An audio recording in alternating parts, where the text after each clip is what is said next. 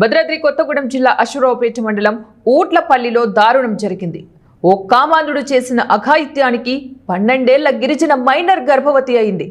మండలంలోని ఊట్లపల్లి గ్రామానికి చెందిన 12 ఏళ్ల బాలిక అమ్మమ్మ ఇంటి వద్ద ఉండి చదువుకుంటోంది.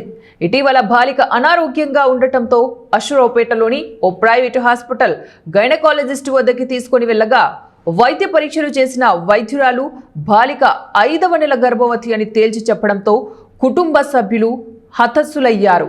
బాలికని కూర్చోబెట్టి మెల్లిగా ఆరా తీయగా గ్రామానికి చెందిన మల్లం అరవింద్ అనే వ్యక్తి ఈ ఘాతకానికి పాల్పడినట్లు వివరించింది.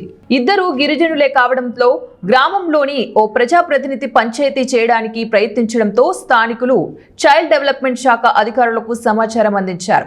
మైనర్లపై జరుగుతున్న అఘాయిత్యాలు పెరుగుతూ ఉన్నందున సంబంధిత శాఖలు వీటిపై దృష్టి పెట్టి అవగాహన కార్యక్రమాలు చేపట్టాలని, ఆరోగ్య పరిస్థితుల గురించి వివరించాలని, మైనర్ల విషయంలో చట్టం విధించే శిక్షలు ఎలాంటివో తెలియజేసే చర్యలు చేపట్టాలని స్థానికులు డిమాండ్ చేస్తున్నారు.